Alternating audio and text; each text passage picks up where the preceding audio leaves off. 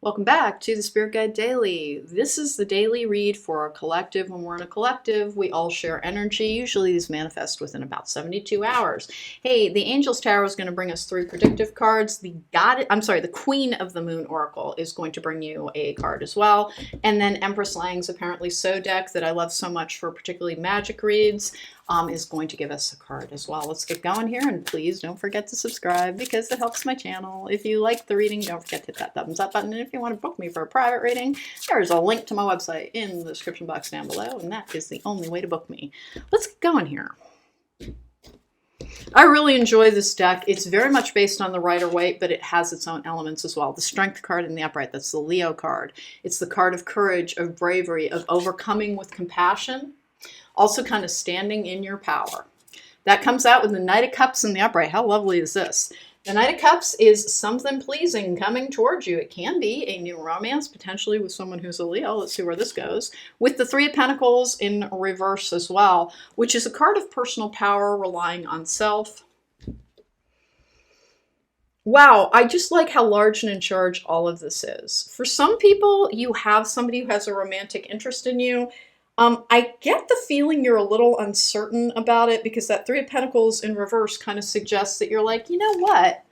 I'm kind of loving my life as me right now. And that's how you can tell you're healed, by the way. Particularly if you've had a difficult relationship history, is that the way you think about romance and relationships is not like, oh no, it will screw me up and hurt me, but rather it's like, okay, I like my life as it is? It would be interesting to get to know a new person, but your investment level is, you don't think it's going to make your life any longer. You think it might add to your life, and that's a very healed energy. But this is an offer, like, I really want to feel, it might be related to work is the thing. Because that Three of Pentacles in reverse is a very earth sign energy, but also very practical world energy. It's like progress is being made in your career, and you can feel, I almost want to say, your own advancement. The Strength card in the upright, now that can be about taking care of animals as well. So for people who have, it kind of looks like some people are considering a new pet is the other thing, because this is a new romantic or emotional relationship, but that it's not the same thing as being paired up. So that's another meaning for that one. Here's the thing, this is very positive.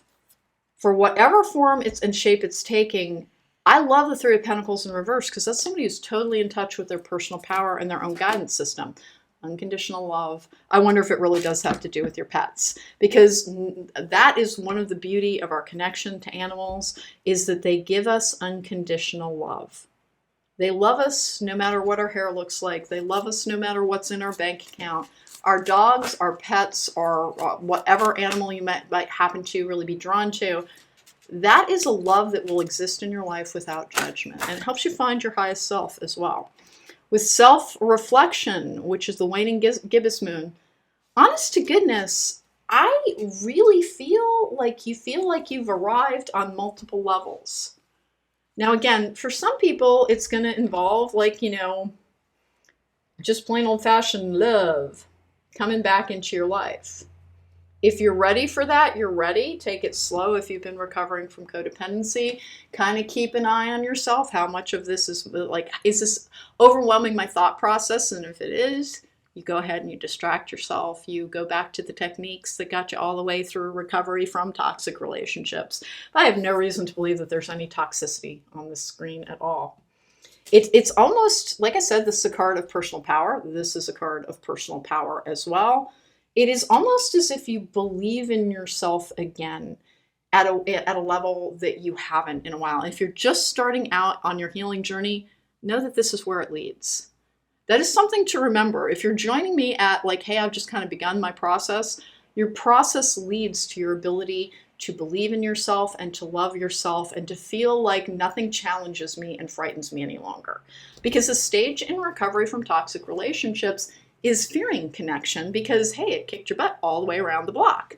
But you know that once you're healed, it's like, well, nothing could do that to me again, because I don't overemphasize the importance of a relationship to anybody other than myself until that person has fully proven themselves to be worthy of that level of investment.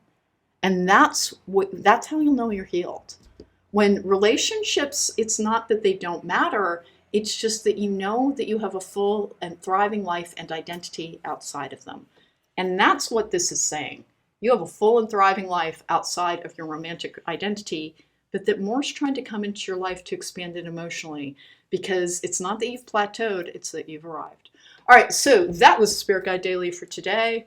If you want to book me for a private reading, there's a link to my website in the description box down below, and I will see you again soon.